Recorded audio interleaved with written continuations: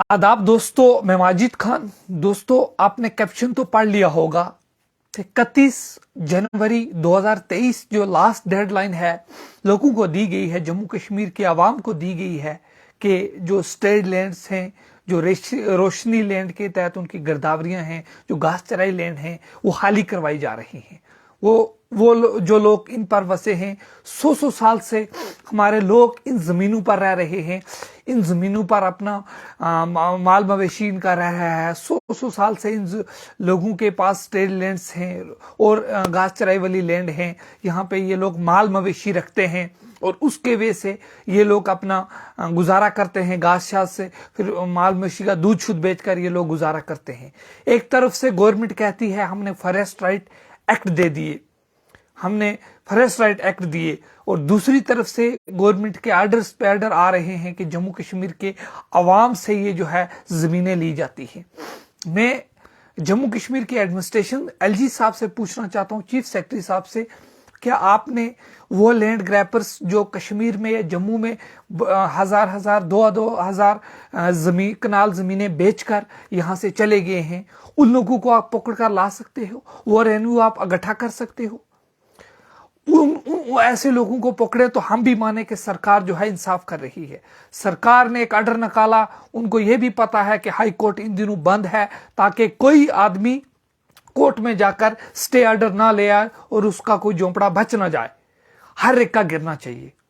LG साहब, chief secretary साहब का ये डेडलाइन, और एलजी साहब ये कहते हैं कि मकान नहीं गिराए जाएंगे। इसमें भी एक अलग कंफ्यूजन है कि एक तरफ से एक बयान आ रहा है, दूसरी तरफ से दूसरा बयान आ रहा है। आवाम में जो है एक बहुत ज्यादा खौफजदा और बहुत ज्यादा अफरा तफरी का माहौल है, लोग डरे हुए हैं।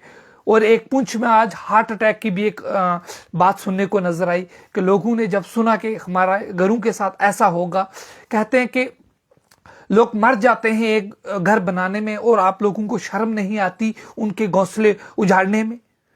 आप लोगों को, एलजी साहब को ये जो है फैसला वापस लेना होगा, क्योंकि ये फैसला जो है अवामी दुश्मन फैसला है। हम अवाम के तहफ़्फ़ुज़ के साथ खड़े हैं, हम अवाम के साथ खड़े हैं, लोगों के वेलफेयर के लिए खड़े हैं। और अवाम के साथ कोई नाइंसाफ़ी होगी तो ये अवाम सड़कों पे आएगी, ये अवाम रोडों पे आएगी, ये अवाम ये जो है एक किस्म की एडमिनिस्ट्रेशन वर्सेस सिविल वार जो है अवाम के भी स्टार्ट हो जाएगी। क्योंकि ये लोग, आप कहाँ एक जैसे एक गांव है पहाड़ पे, तो वहां आप जाकर सेफ्टी करोगे? एक आदमी के पास अगर 2 मरले जमीन थी वहां मलकियत, तो वो अगर साथ में अगर 2-3 मरले 4 मरले खालसा यूज कर रहा है, क्या आपकी एडमिनिस्ट्रेशन या तहसीलदार साहब वहां डंडा लेकर खड़े रहेंगे कि वो खालसा ना यूज कर ले, वो उसकी भैंस घास ना चर जाए, वहां से वो दूध बेचकर अपना गुजारा ना कर ले? ये जम्मू कश्मीर की एडमिनिस्ट्रेशन कर क्या रही है? किस तरीके के कानून जम्मू कश्मीर में ला रही है? ये अवामी दुश्मन फैसले हैं, ये अवाम कभी एक्सेप्ट नहीं करेगी और ये लोग कभी एक्सेप्ट नहीं करेंगे। ये लोगों के साथ बहुत बड़ी नाइंसाफी है। अगर कोई भी आदमी किसी स्टेट लैंड पे भी घर बनाता है तो उसका भी कॉन्स्टिट्यूशन राइट है। राइट टू लाइवहुड, ये भी हमारा एक कॉन्स्टिट्यूशन राइट है। ये हमें कॉन्स्टिट्यूशन ऑफ इंडिया देता है। हमारी कॉन्स्टिट्यूशन ने हमें ये राइट दिए हैं, किसी सरकार ने नहीं दिए, किसी लीडर ने, किसी नेता ने नहीं दिए कि वो हम लोगों गरीब आवाम के साथ ये नाइंसाफियां करेंगे, वो हमारे जो है घर गिराएंगे, वो हमें जमीनों से बेघर करेंगे, वो गरीब आवाम को जो है रोडों पे लाकर खड़ा करेंगे। ये कभी हम बर्दाश्त नहीं करेंगे। एक तरफ से सरकार कहती है सबका साथ, सबका विकास, सबका विश्वास, और यही है सबका विश्वास, यही है डिजिटल इंडिया, जहां पे लोगों के घर गिराए जा रहे हैं, यहां पे लोगों के साथ नाइंसाफियां हो रही हैं। इस तरीके के जो फैसले हैं जम्मू कश्मीर की पब्लिक कभी भी जो है एक्सेप्ट नहीं करेगी।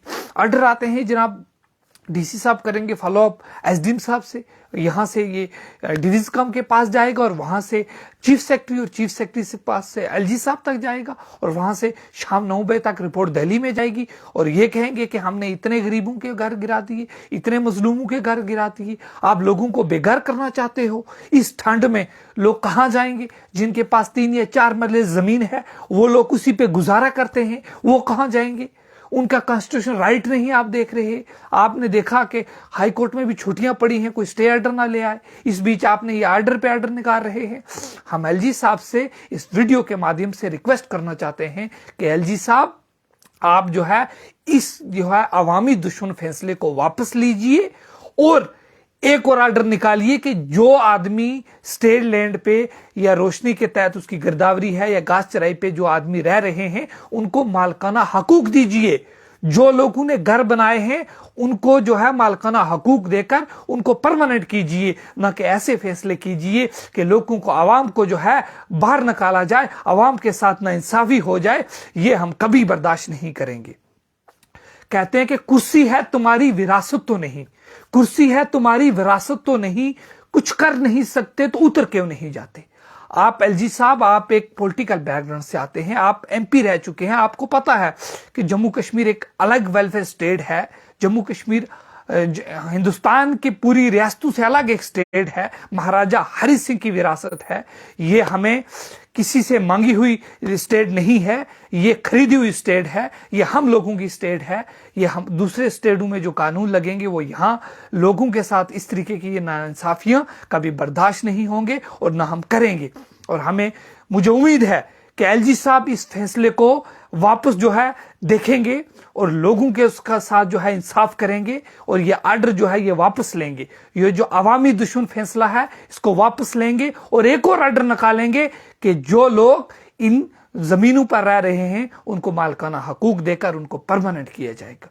मुझे उम्मीद है कि ये जल्द अज जल्द ये फैसला एलजी साहब वापस लेंगे, नहीं तो आवाम के नुमाइंदे और जो भी आवाम, सारे प्लेटफॉर्म लोग से रिक्वेस्ट करता हूं कि आप लोग सारे इकट्ठे हो जाइए, एक प्लेटफॉर्म पर मिलकर लोग रोडों पे निकलेंगे तो उसके जो है वह रिस्पॉन्सिबल एडमिनिस्ट्रेशन, एलजी एडमिनिस्ट्रेशन खासकर होगी। जिस तरीके ये अवामी दुश्मन फैसले हैं ये हम कभी भी बर्दाश्त नहीं करने वाले। आपकी क्या राय है इस फैसले को लेकर, कमेंट सेक्शन में जरूर बताएं। शुक्रिया।